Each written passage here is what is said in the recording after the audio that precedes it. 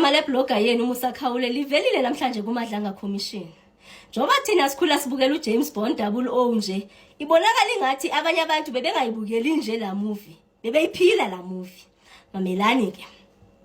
Namhlanje bathe baqala kula conversation bebegqibele ngayo apho uGeneral Shadrack Sibiya instructor uWitness F khona into yoba make axelele uKhet into yoba ashaye dry. Ayikho conversation noKhet apha esitsho khona into obuzafika ngabanye ixesha u30 minutes away yonke lonto leyo. Vele igama elisha ke ngokwe new figure kulomrabaraba. General Shibir igama lakhe liya avela nakula magama upresident akasethe umthetho mawudlala indima yabo makuqhubekwe into ba mabaphenywe la 5 yasesipoliseni khona i5 yasesipoliseni inmosne plus i9 yase EMPD. So yena uGeneral Shibir uwela kwaba base national uwela kwaba base ecalani lasemapoliseni vela yona ke. So xa kavela uvela nje ngomuntu ku-conversation yakhona naye ozaba yi-part and parcel yale meeting yabo General Shadrack Sibiya nabo Khet Matlala. Iyoba kwa General Sibiya ke lo meeting leyo kwangoku sisayazi ba yi-meeting. Hayi ke khona apho seke sithi khona uKhet Matlala seke fikile athomi haya ndimbona uKhet Matlala conversation engathi zinjalo kwa General Shadrack Sibiya. So ithini lento ibathatha ibabeka endaweni eyi-1. Meeting leyo esesa find out into yoba kwakuthiwa kwi-gathering of kwi-event enokwenza ne-Thanksgiving. Uthe xa kebuza uCommissioner Khumalo into yoba inhlobo yoni ye-Thanksgiving lena kwakuyi-birthday of kwakuyini akazange yazi ncama uWitness F wathetha ngongathi wayengekho yena apha azange bekhona yena nje u-arrangile njoba eyi-messenger. Ayike sharp ke bayenzile lo meeting yabo leyo. Kusuka apho ke ngoku usithatha u-evidence leader usisa kwi-post ka Musa Khawule. Qala kwengxaki zika Musa Khawule apha ke ngoku kule nyaka le igama lakhe livela apha. uMusa Khawule uzipostele apho malunga nomcimbi we-cases ka I think uposte ku-X ne Twitter ngoko kwi-cases ka Khet Matlala like ezizika Tebo Thebejani okufa ko DJ Somebody nani nje yabo. So uposte lonto leyo thumelela ke ngoku ingathi uGeneral Shibir uthumelela uWitness F lento lena ngathi ke yezi conversation zizinto akazithumelela uKhet Matlala bese azforwardele no Witness F. Kukhona ke nalapha into ba ingathi lo muntu lona usekechazela ingathi uKhet Matlala ke ngoku but sizibona phi ingathi sizibona masithi kwi-phone ka Witness F apho esithi khona kunomuntu risa ngalento lena ndithe mina maka go ahead uzoposta lento lena khona nazinye conversation ngathi WhatsApp chats phaphezulu kubhalwe Musa Khawule asikho sure into babeke chata naye uGeneral Shibir okanye beke chata nomuntu but nje it's all about into ba uKhet Matlala imcimbi wakhe into bakuzapost it more fukurisana nje ba khona how big what do you want something like that omye athi hayi chomi ungayipost lo muntu lowo uzilungele akaqali umuntu xa ndigqibezelela akaqali umuntu futhi akafune qalwa nje. So ngumuntu sahorisa ngathi ke according to uGeneral Shibir ngathi ngumuntu bekefuna imali. It's more of bekefuna into umvala mlomo into engathi njalo nje. Kuye so seka khona uMusa Khawule seke nqandiwe ke ngaphi ngathi masibe sithi okanye uGeneral Shibir into ba hayi mani phuma kulento ka Khet Matlala. Fast forward ke kuze enye xa kusiza enye sesithathwa ke ngokusisiwa kumcimbi ka onokwenza ni warrant of arrest. Sesi-21 zika October 2024 kukhona i-warrant of arrest according to Witness F akayithunyelelwa ngomnye u-officer bani kurama something nje uyithunyelelwa ngu-officer Ramanga le warrant of arrest. Buzane kabani warrant of arrest yeka Musa Khawule. Ithathwa le warrant of arrest iyaforwarda nokuforwarda iforwardelwa bani iforwardelwa uKhet Matlala. I-explanation yakhe xa ebuzwa kutheni uforwardela uKhet Matlala le warrant of arrest phofu ndzalixelela into ba yantoni ngantoni le warrant of arrest. Athi yena ufumene ikholi esuka kuGeneral Shadrack Sibiya into ba aforwardele uKhet Matlala le warrant of arrest. Warrant of arrest uMusa Khawule kuthiwa ucontrevene usection 19 owe Cyber Crime Act 19 of 2020. So ingathi uthethe kakubi ngabantu ababini. Uthetheka kubi ngemember of parliament ongufikile Mbalula, uthetheka kubi nangozi. Xesha bekengekafuni ukuthi ba ngophi lo zi, but ekambeni kwe testimony we picked it up into ba ingathi kuthethwa ngozinxumalo. So uthethe ngabo, so uvulelwe icase ke ngoku. Le warrant of arrest yange 21 zika October 2024. Seyithatha ugqithisela uKate Matlala. Uyabuzwa ke ngomntu ubuthi uKate Matlala athini. I-explanations zakhe zokuqala zibe nento zoba hayi ingathi uKate Matlala bahamba indawo eyi-1 nabo Musa Khawule. Ndathi uMusa Khawule wami indawo ezitop mos wambile indawo ezi-1, so bebesenzela into yoba xa bembona bakwazi ukuthi bamthidini. Uthi yena Witness F ngelo xesha waye kwi-event kwakuSaturday kwi-event ethizeni eyama-bikers. So usherela lena into yoba nje kuzoba lula into yoba akwazi into yoba afunyanwe ngespeed uMusa Khawule. Nakhona naye yabakhona into yoba mos le nto ayikho agent ngendlela kafumana ngayo i-agency kubone nabantu bamphusha ngakhona bempestera ngakhona ibingalinda, but nje uthe xa kexela into yoba lo mntu lona uthethe kakubi ngemember yeparlamente wabona nje ukubaluleka kwayo le nto into yoba kuthi nje makashiye kwaleyo event wayekuyo. Ezaphinde i-catch up kuye lento lena evidence leader wamyeka wadwaba kukhona lapho sebesithi khona including njengoku uCommissioner Madlanga into yoba hayi man le warrant of arrest i-21 zika October zazi Monday ngoba i-reason yakhe uze ifikelele apho uthe mamelani ithini into yakhona qala. So le warrant of arrest ka Musa Khawule njoba yena ithathe idlulisela uKate Matlala. uMusa Khawule kukhona ne-Hawk member apha engu-Officer Zungu ngoyiside lama-Hawks. So umkhulu ngaleyo ndlela unobobungozi obo uMusa Khawule according to le picture sinikwa apha. Kukhona nabanye kwicala laba-tracker Gauteng tracking team nayo ifunana noMusa Khawule. So njinjalo abuza u-Officer Madlanga bayibo lo mntu kunobungozi obunjalo into yoba bekengaze afunwe zii-figures okanye zii-departments ezingako na. Hayi ke ubungozi bakhona nje bungabambeki bukaMusa Khawule. Kutheni wafonela iHawks? Hayi because kwakuSaturday ukufonela kwami Saturday ukufonela ipolisa kwakungazi imphinjo into ye-10:10. Ndafila into okay so amapolisa athena wasebenzi ngeSaturday na kuze abe yena uapproache le muntu oyi-Hawk member na. Into engathi njalo. Hayi ke weza nayo uMadlanga wathi ndifuna ukuxelela uba lento ithetha inamanga because i-21 zika October zazi Monday. So it was during the week for into yoba ube u-involve masithi i-Hawks okanye le-tracking team othi yonke lento ubuyithumelela uKate Matlala phansi kwala mcimbi woba eke wasokolisa uKate Matlala. So it's more of laa mntu beke kusokolisa sesimsota uthile uthini ngalonto.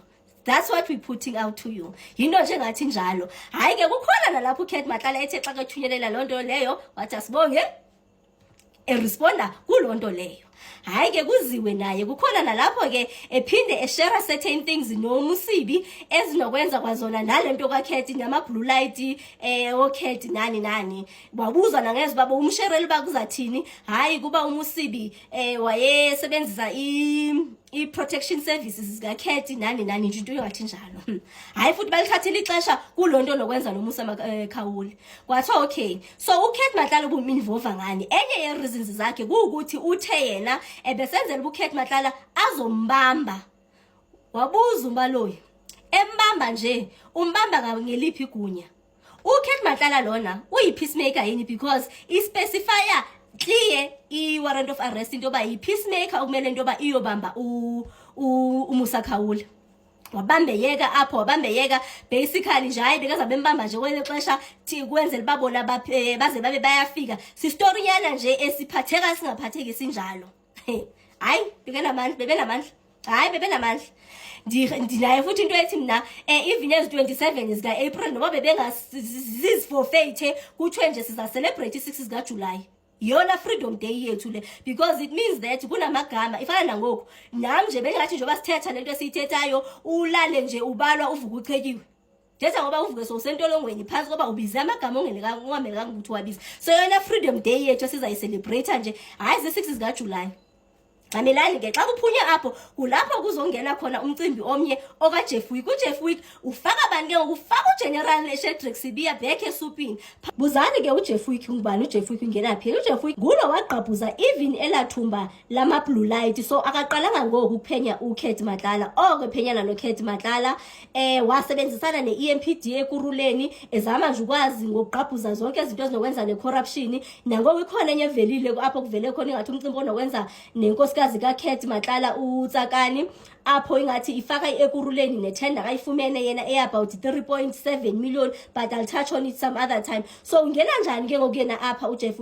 Ungena extenda iWhatsApp direct to uGeneral Shedrack Sibiya apho embuza khona malunga nedocument enokwenza nasecourt apho uKat Matlala implicator khona in a way uGeneral Shedrack Sibiya ngoba ukhona phebuzwe khona into bawazana nabani esipoliseni wathi between uGeneral Khani noGeneral Sibiya, wathi yena wazana noGeneral Sibiya. Kuthe kungephi yabhema into ba hey kanena mina kangibandi bendiyazana nalomuntu lona izabhema ukweqitha. So sokumele enza ama damage control apho. So uGeneral Shedrack Sibiya uthumelela bani? Uthumelela uWitness F. uWitness F ayithumelele uKat Matlala. uKat Matlala sokumele ba acontactane namagqwetha wakhe into yoba kwenziwe yonke le damage ikorekishwe nje yonke lonto leyo ngendlela bathetha ngayo uKat into bayibo igqwetha xexelela igqwetha bathola ngoba yena wazana negeneral ethile esipoliseni phansi komcimbi onokwenza ke neza x-ray machines zakhe plus la college yasesipoliseni yase-SAPS ePitori. Kwathi ngoba unento ethi ngoku uba ngaba kungavela lonto leyo izawuveza lento into ba hayi man aba bantu abazananga ngale mina abathi bazane ngayo phansi kwetestimony kaWitness F apho ethe khona bazana mhla uKat ezocomplaina malunga nethenda yakhe. So in this thing ibile ise-court already under oath izawuprova into yoba aba bantu bazane even before imicimbi yethenda. So khona nje into engathi ivelile before ndilibala bafethu and fanele kuyilibala ngoba hey iyasibandeza emadlanga ngokungasifezeli uWitness F. Kuthe kusese lapho kwangena kula mcimbi osimila to okaBrigadier Julius Mkhwanazi iChing ebebenikana yona. Hayi ke nyazazi izitori ezinokwenza neChing awufuni uncamathelwa into yoba wena ubuphiwa imali nguKat kodwa imali ibithenca kwi-account yakho ibhale noba isuka phi imali. So kunama 20,000 bokuthethwa ngawo ke apho yena kathi hayi bongawokuthenga intontoni zezikuto okanye intontoni zemabhoti nje because bona noKat bonke bathanda amabhoti bathanda ama-bikes omnye unolwazi lamabhike namabhoti yonke nje lonto leyo. Hayi apha bekefaka imali yobani nini ndandifuna abantu abazayo kwenza intontoni yasemtshatweni ukhapha nayibona mos lento ethanda kwenziwa ama-matric dance. So kwakuzabhatalwa each ama 2.5 but lo mali leyo ingenephi ingene accountini yakhe ubabhatele na wababhatala njani ebesenza naye kahle ku-evidence le wababhatala njani wathi hayi I think wathe wababhatala kwi-numbers zabo. So I would assume into yoba xa kethi numbers maybe ngo-cash send okanye yinto engathi njalo but ke ngoku kuphinde kuvezwe enye i-account yakhe andikosho noba beke yazi bizavezwa na kuvezwe enye i-account yakhe enayo ine-20,000 nayo ngapha nayo athi hayi inoba leyo yokuthini ngathi nayazi ke umcimbi onemali into yoba nje umuntu akawufuni ukuthi mesulele ncam. La mcimbi kaMusa Khawula uGeneral Shedrack Sibiya xa epestara uWitness F into yoba alungise umcimbi azama ukuphusha lo mcimbi woku-arresta uMusa Khawula. Kukhona negama elivelile elika Deputy Minister wasesipoliseni uKaysel Phahlane ke waappear pha kuMadlanga Commission.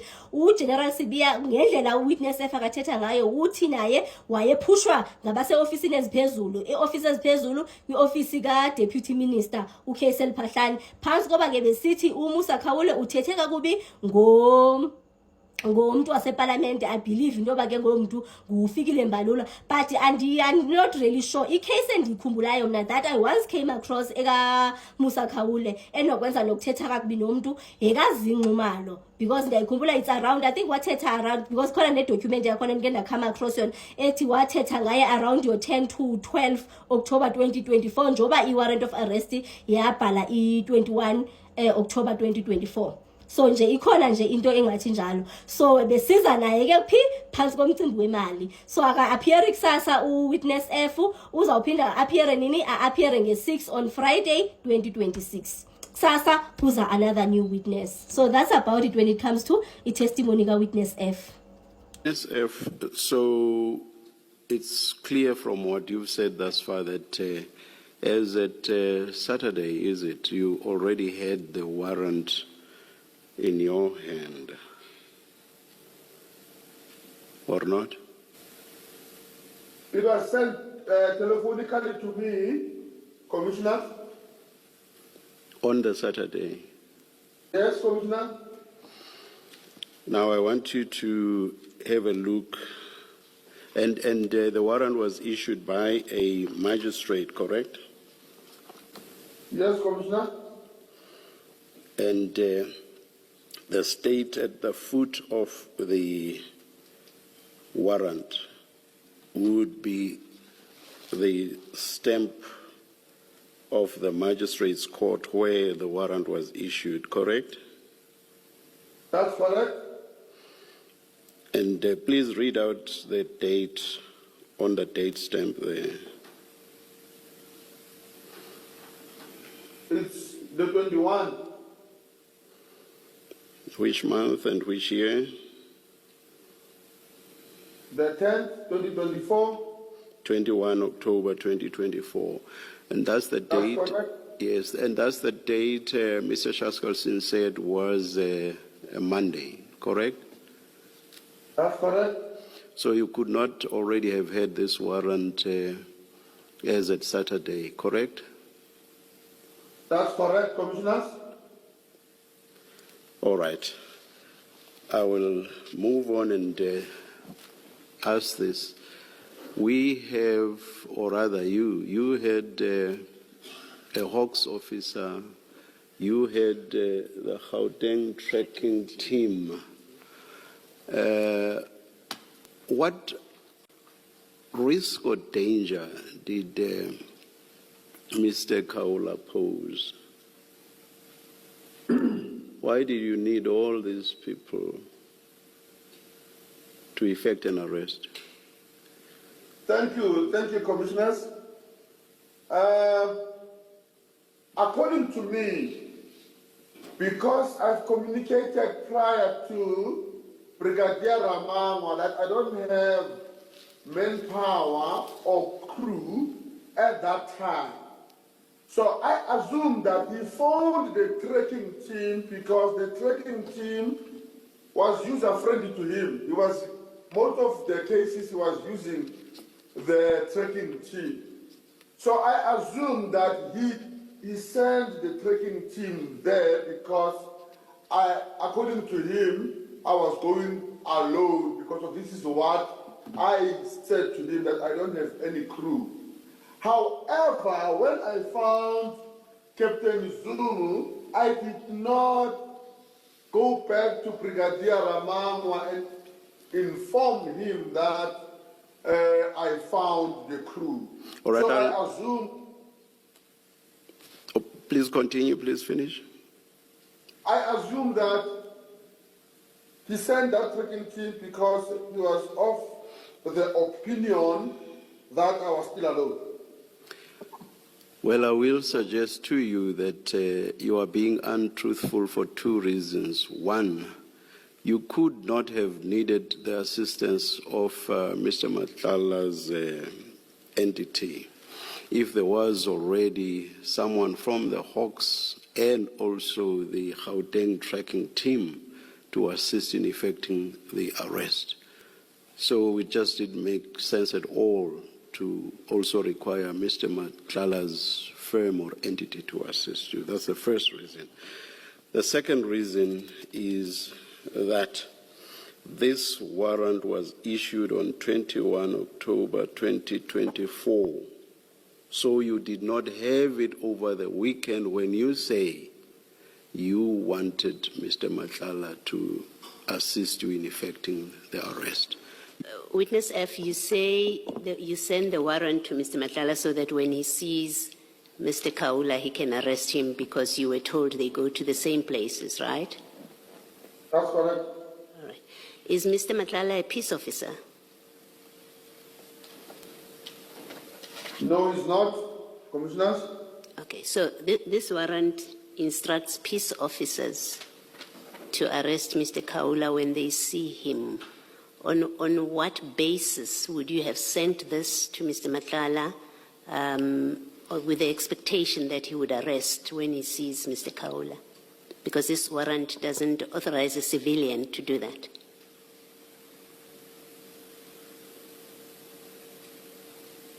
Thank you, Commissioners. I'm sending him on the basis of when he sees him, he must just hold him there, a citizen arrest, then call the police and present such warrant to the police that hey, I've arrested this person, here is the warrant. It was on those bases. Commissioners?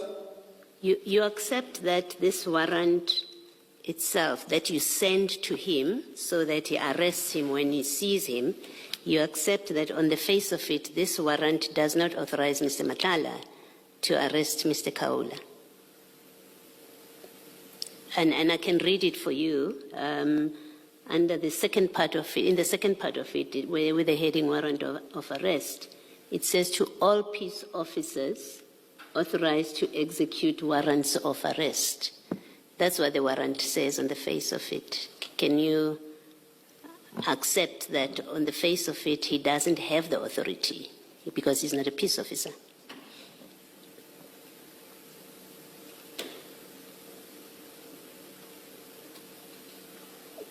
It's really a simple.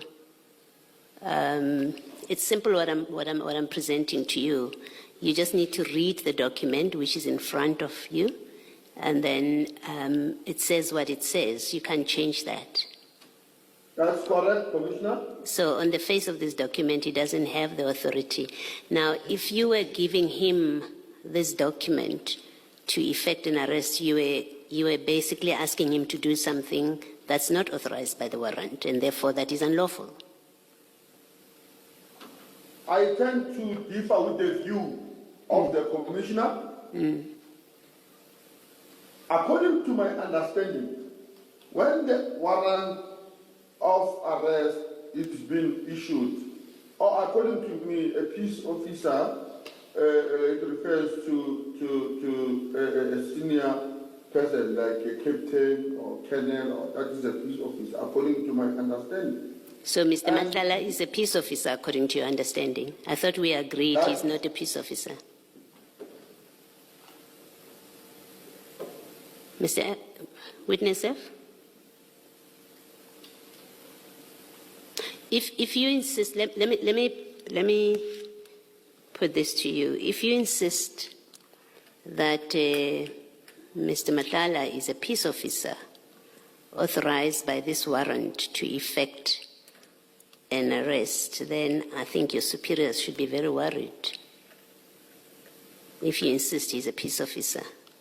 So I'm asking you again, do you accept that this warrant doesn't authorize Mr. Matlala to effect an arrest because he's not a peace officer? Can you accept that at least?